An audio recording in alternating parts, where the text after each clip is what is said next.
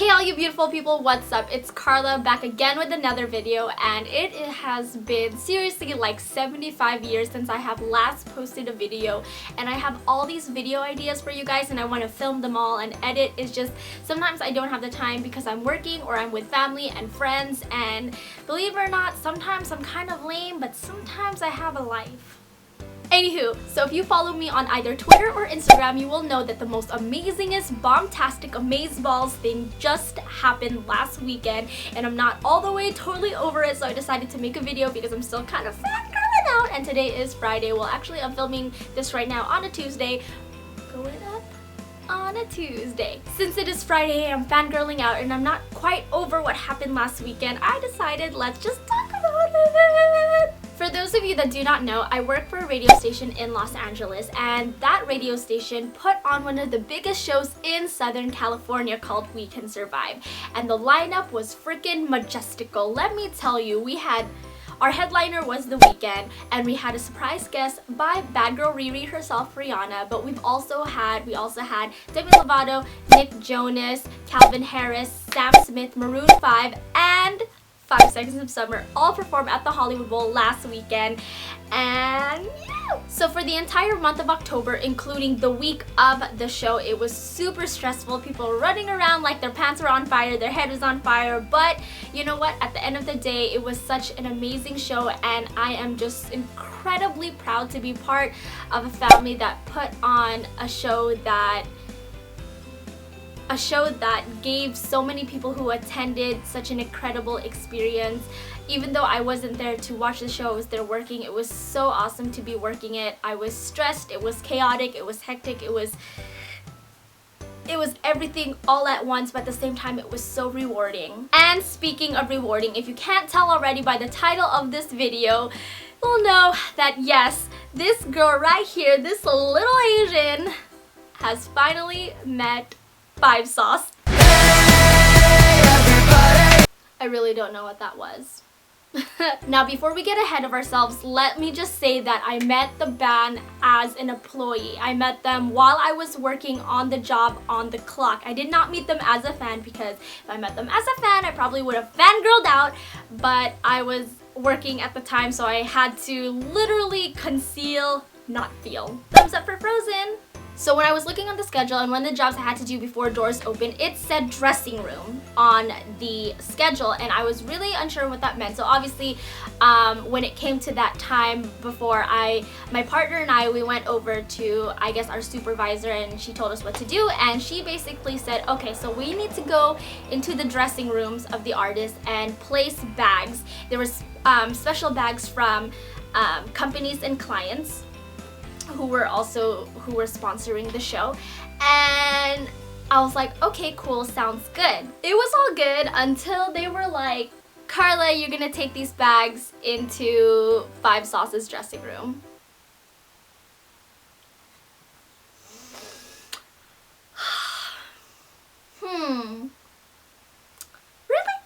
So yes, I had to go in.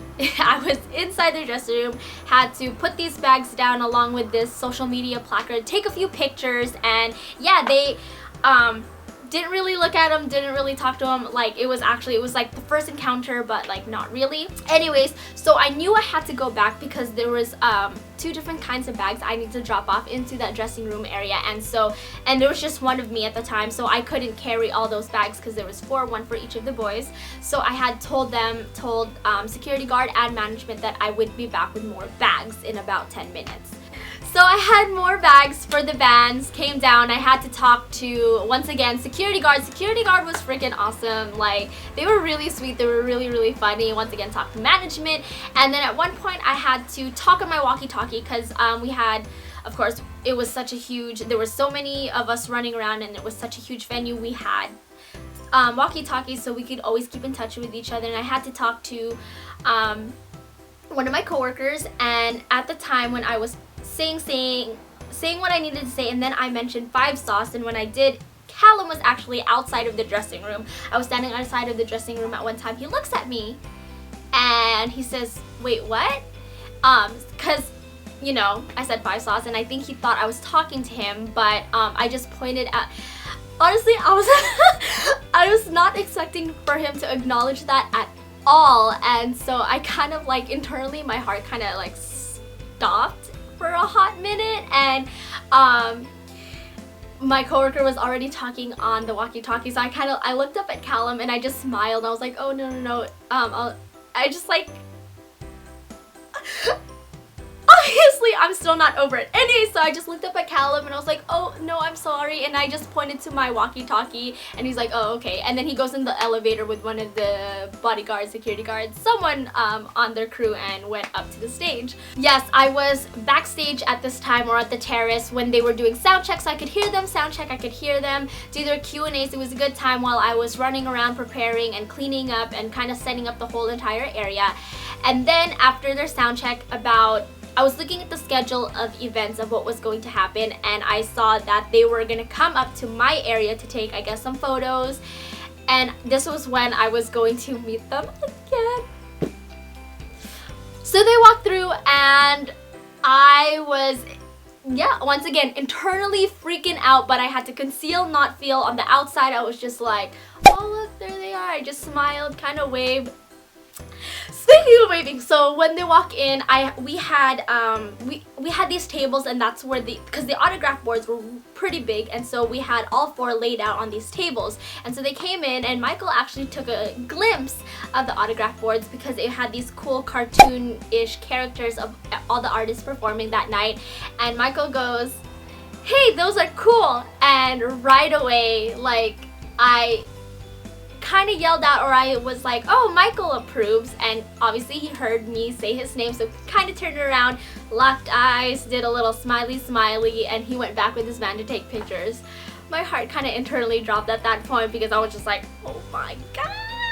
So anyways, so they came up and they were looking at the board, and no one had signed it yet. They were the first ones, and they were looking at it, they were saying how cool it was, and it was so awesome, and all four of them were right in front of me, and I was like, this is my time to kind of tell them. And I didn't want to, once again, on the clock working, and I couldn't totally fangirl out, so I had to keep my cool while telling them how much I appreciated It Sounds Good, Feels Good. So I kind of just said, oh, by the way, guys, sounds good, feels good is the epitome of bombasticness. Something along those lines, to which they responded with thank yous and smiles, and they kind of giggled at my comment, and it was great, and it was good, and it just warmed my heart and soul. Being a teenager can be really, really hard. It could be super heartbreaking. It could be super just absolute. And I knew that because I was a teenager once and I had to grow up, and when I was growing up I didn't have an older sister to look up to. All I had were these bands. I had Good Charlotte and I had Simple Plan, and I had their music to help me day to day, to help me with any issue that I was going through. Five Sauce is that band to my little sister and my goddaughter, and I just thoroughly believe that music saves. Music has the power to save people. So with that being said, I had to mention them, and by this point the other boys had already kind of went onto the other table with the other signage boards, but Luke was still with me, and Luke is my sister's favorite.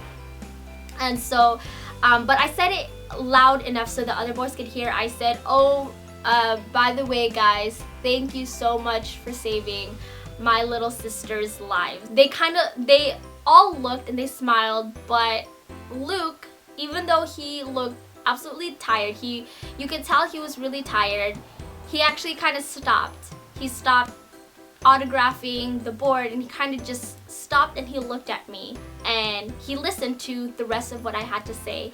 I said, you know, thank you for saving their lives. They really love you guys. They love the music, and just thank you.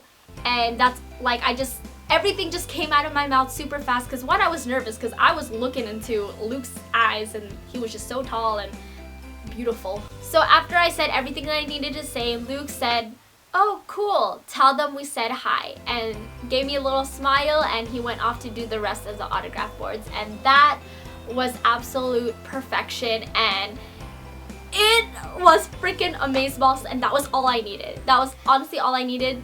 Just those minute and a half, 2 minutes was with the band was all I needed, because I said what I needed to say about the album, but I also mentioned my little sister and my goddaughter, and yeah. So after they finished signing the boards, and I was just so like, I was so overwhelmed and filled with so much happiness that I was just like, internally, literally I just wanted it to come all out, but I had to stay once again frozen all up in this biznatch because I had to conceal, not feel. I knew before that day happened I was going to meet them, and I knew that I was gonna have maybe 30 seconds with them and wasn't sure if I was gonna get the chance to really speak to them.